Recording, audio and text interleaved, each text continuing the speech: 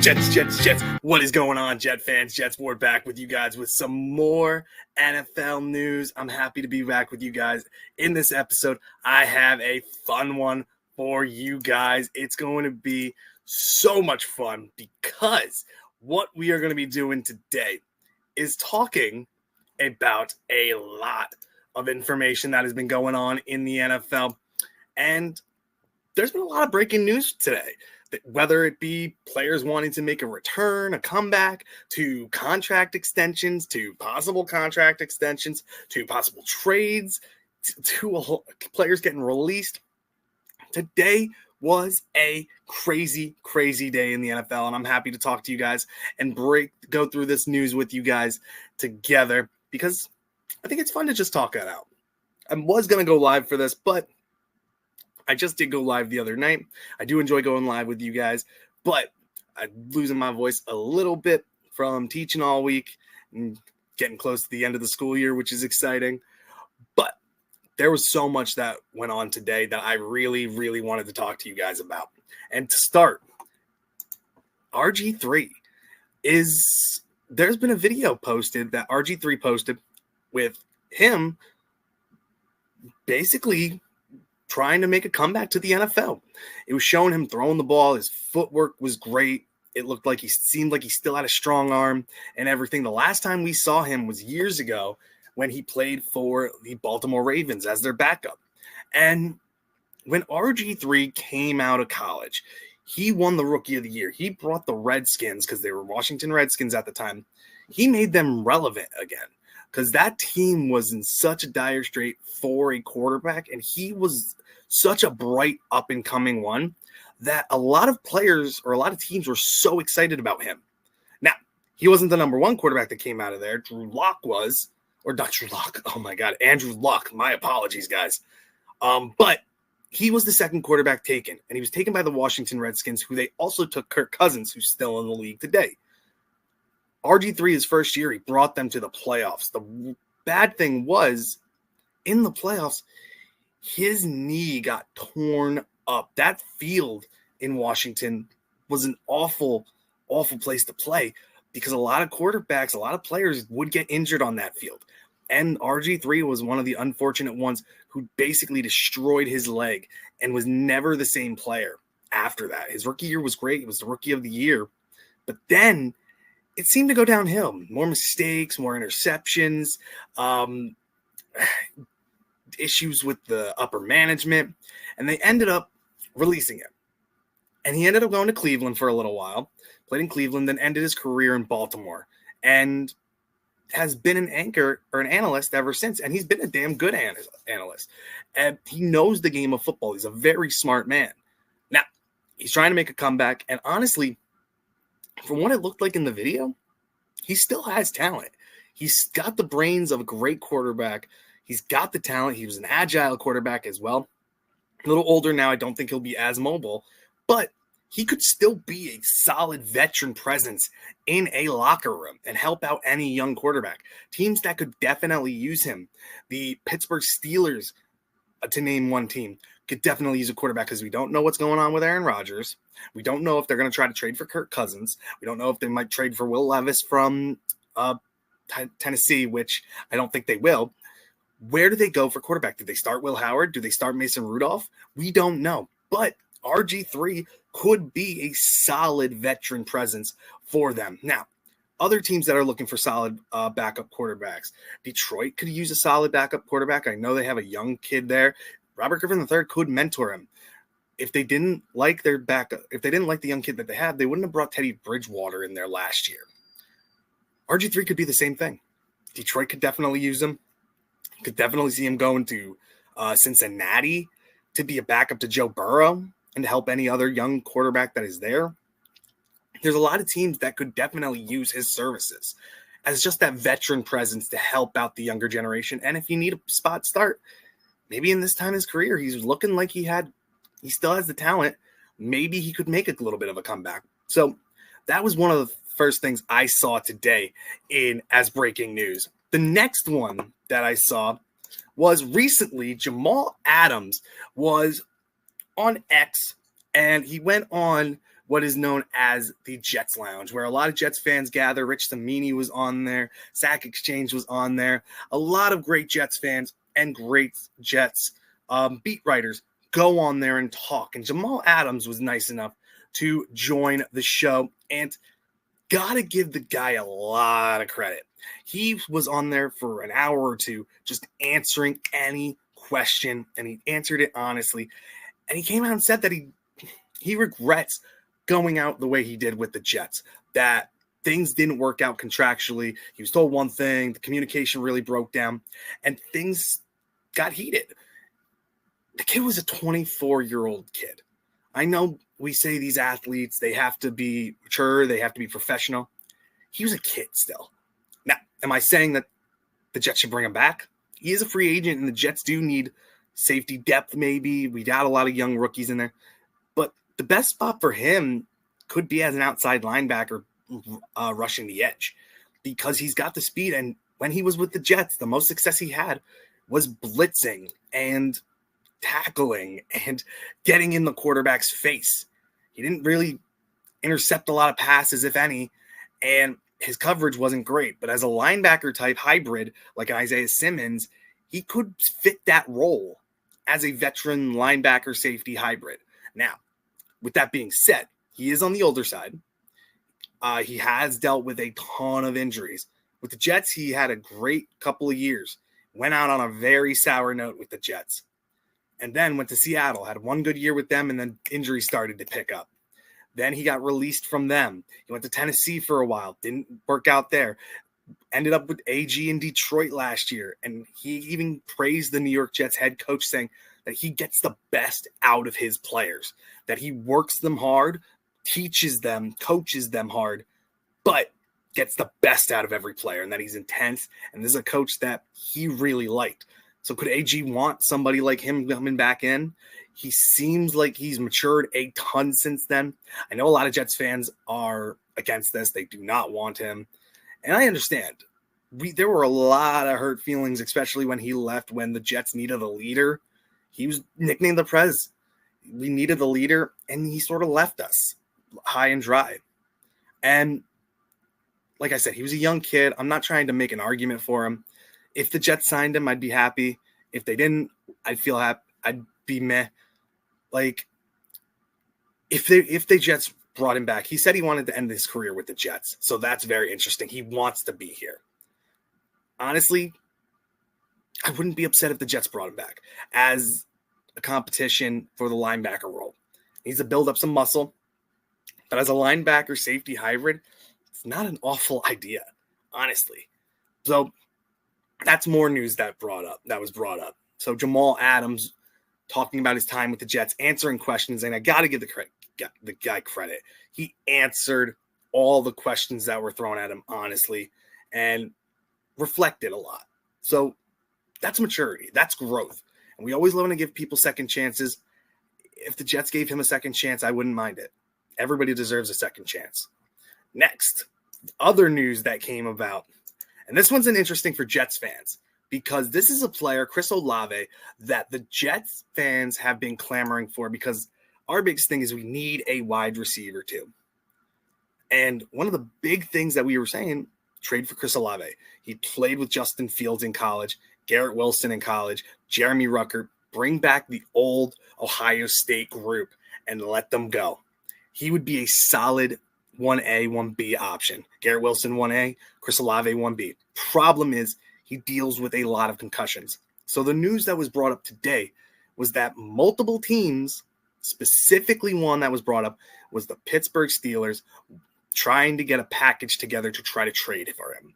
Now, they're not close on a deal. Saints have come out and said that they're not really taking offers on him, but Derek Carr retiring puts a lot of things into question with the Saints.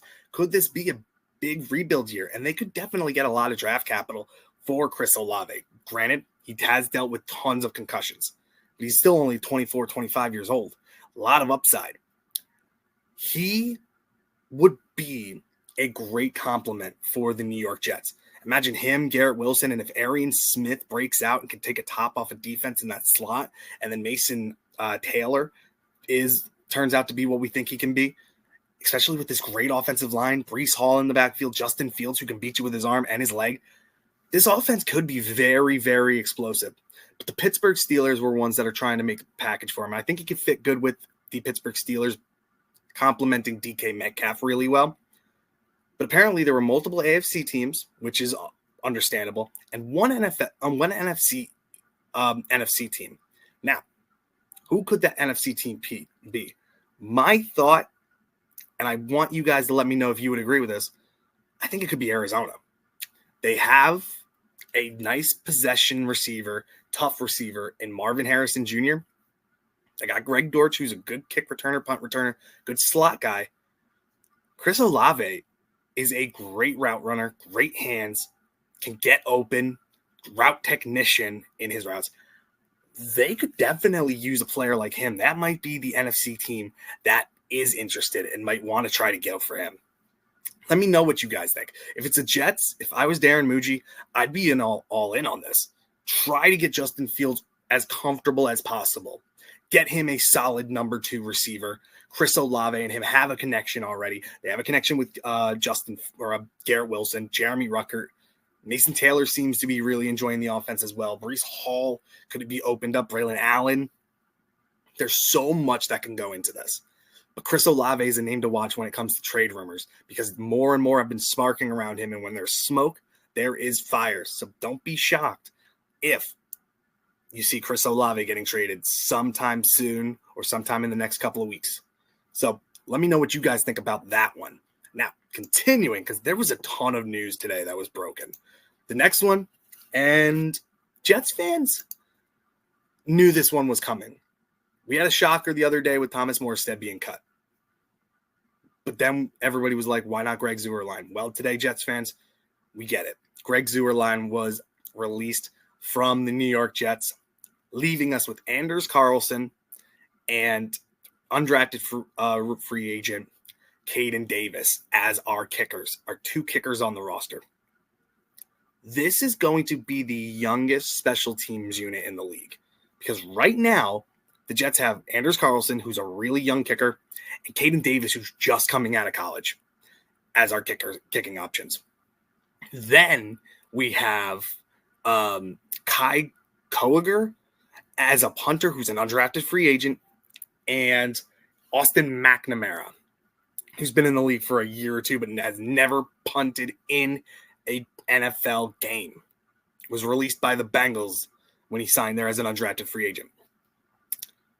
Greg Zuerlein was one of the last older guys on this team. And this just shows the youth movement that AG and Darren Muji are trying to get. We are trying to get younger, more athletic, quicker, faster, more intense, physical. I wish Greg Zuerlein the best, because 2 years when we got him, or 2 years ago, he was one of the better kickers in the league. Jets fans loved him. We're happy when we re-signed him. I was happy when we re-signed him. Last year, complete and utter disaster. Jets lost games because of Greg Zuerlein missing field goals. The Denver game could have been had. I understand that it was pouring rain and everything, but it could have been had. Other games as well, we lost because we missed kicks. And it wasn't just field goals. It was extra points too that he was shanking. It was a disaster. Then he got hurt. I wish him the best, because he has given the Jets some great years of kicking. I wish him the best, but it was time for both parties to move on. And so I wish him the best. But with that being said, his release allowed another player to come in. The Jets signed undrafted free agent edge rushers Michael Fletcher from Appalachian State. He's 6'6", 275 pounds. He's a big, big physical guy. Good on setting the edge. Doesn't have the best pass rush moves, but he is bigger. He has the size, and you can coach him. He's coachable. No behavioral issues. Was a leader on that Appalachian State team, and just a solid player overall. And when you have that size of 6'6", 275, that's power. That's size. And you got to take a chance on these undrafted free agents. They're undrafted rookies, but they still have a lot of talent. And I'm liking what AG's doing. Again, getting younger, reaching out to other players, getting younger and taking talent that he sees could fit in this defense. So I was shocked. I didn't know much about him. I had to do research about him. But he seems like a solid player and solid character type of player too, which what we want. A guy who loves football, wants to play, and would do anything for his teammates. So I'm happy. I trust AG in the process when it comes to this. So we will see how that goes. Then the next one, a very big one in the NFL today that came out not too long ago. San Francisco fans, NFL fans knew this was going to happen. Whether you think he's an elite quarterback or not, he has been in the Super Bowl. He has played well in his years in the league, has outshined the draft pick in the round that he was in. Brock Purdy got his contract extension. He has signed a 5-year, $265 million deal with $181 million guaranteed. That is a monster contract for this young man. And honestly, I think he's earned it. Look at what happened the first time when he got the Niners to the playoffs and they played against the Eagles. He goes down, that team collapses. All right? When he's healthy, they win games. Now, this is showing the confidence that team has in him, that Shanahan has in him. Shanahan's an awesome coach. Great offensive mind. One of the best coaches in the league. He sees something in Brock Purdy, and he gets Brock Purdy to play the best that he can. Still has a long, wonky motion that needs to be worked out and can make some boneheaded mistakes, but he doesn't turn the ball that often. Durability can be a concern, so they got to make sure they have a solid backup behind him, but there's a reason there's a C on that chest. He's a leader in that locker room. The players rally behind him. Debo's not there anymore. And Brandon Ayuk might not be there that long either. They got Juwan Jennings, who's a leader. They got Ricky Pearsall, who's a solid young receiver.